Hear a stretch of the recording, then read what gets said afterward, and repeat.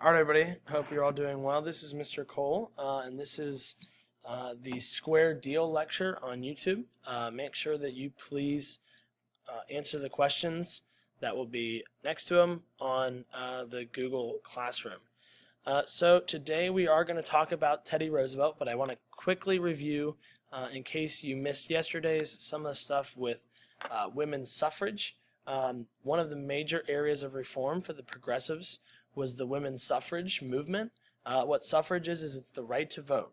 So you guys will be writing a short little paper about women's suffrage, but generally speaking, women have to either one, convince people to pass a constitutional amendment which allows women to vote, or two, get states to allow women to vote. Ultimately, what they decide on is pushing for the constitutional amendment.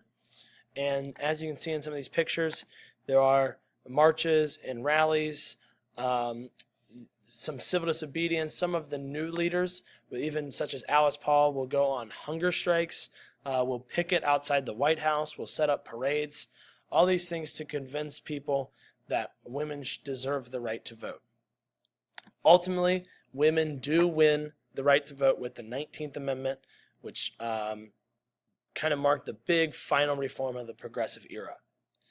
So now to look at some other reforms of the progressive era, we're going to look at Teddy Roosevelt and his Square Deal.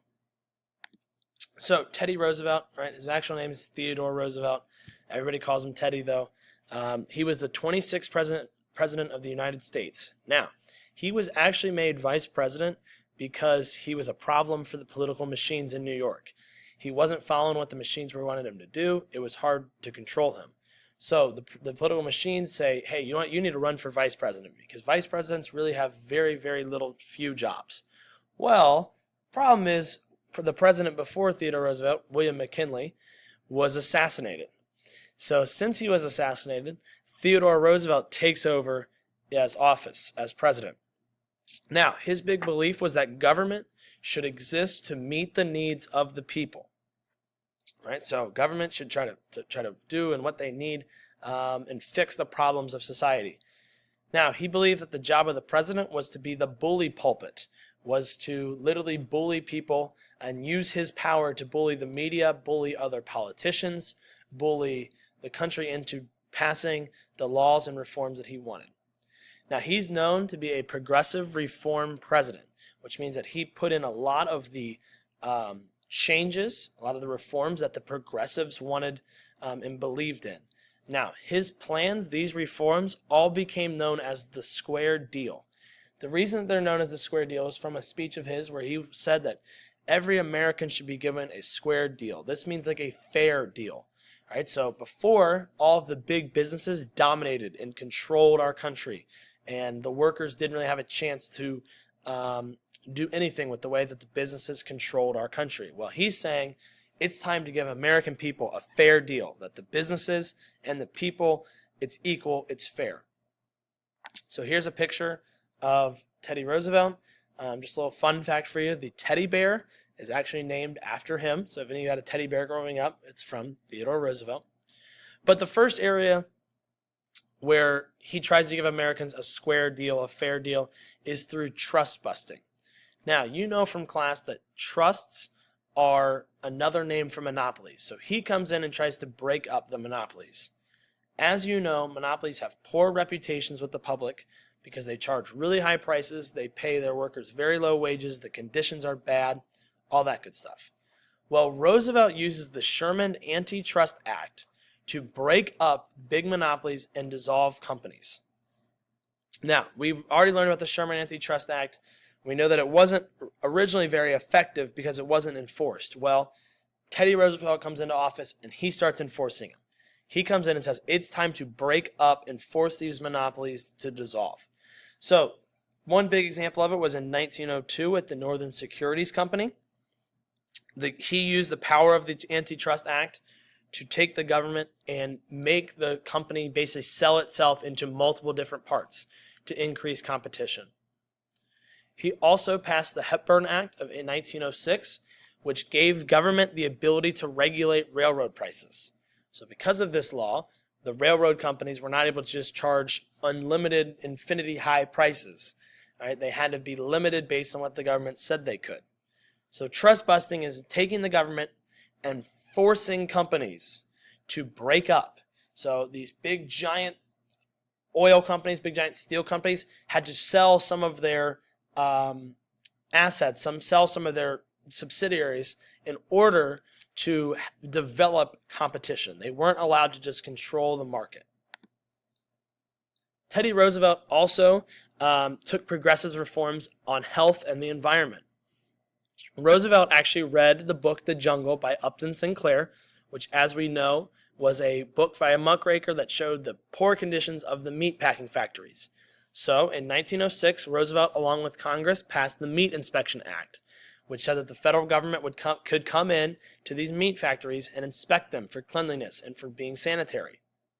They also passed the Pure Food and Drug Act, which required truth in labeling, saying that you couldn't put on your product that, oh, this is going to make it's going to cure cancer when it's really not going to.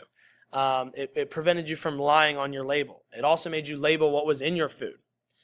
This act led to the creation of the Food and Drug Administration, which is still around today and is the group that researches your medicine and making sure that it's safe when you take a prescription. Roosevelt also made conservation a primary concern. Roosevelt was a big outdoorsman, and so he believed and loved going outside, and he was a hunter and was always outdoors. And so he decides to try to conserve this land. So he passes national parks, sanctuary, forest reserves. Really, ultimately what he does is he sets the precedent for the national government to be involved in the environment. Before Roosevelt, the environment was just fair game. If you're a business, you could pollute, you could tear down as many trees as you want without any worry in the world. So Roosevelt says no. The national government needs to be involved in protecting the environment. Okay, today this legacy continues on with branches of government like the Environmental Protection Agency, the EPA, as well as groups who are trying to solve climate change, pollution, etc.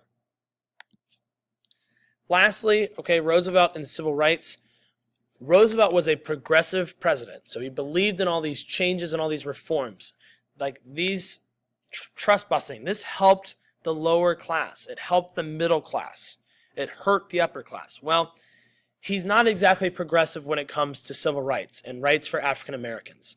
Like many progressives, he's worried about helping poor white people and not poor African Americans. And so an African American leader by the name of W.E.B. Du Bois criticizes Roosevelt for allowing segregation to happen, saying you have all this power, you've used all this power to do a lot of great things. Why aren't you helping out African Americans? And so during Roosevelt's presidency, the National Association for the Advancement of Colored People forms. This is more commonly referred to as the NAACP, and they are a group that was designed to try to basically fight for equal rights for African Americans. So the NAACP, we're going to see a lot throughout the rest of history where they are fighting in court cases, in marches, at the voting, at the ballot box, all to try and help out African Americans.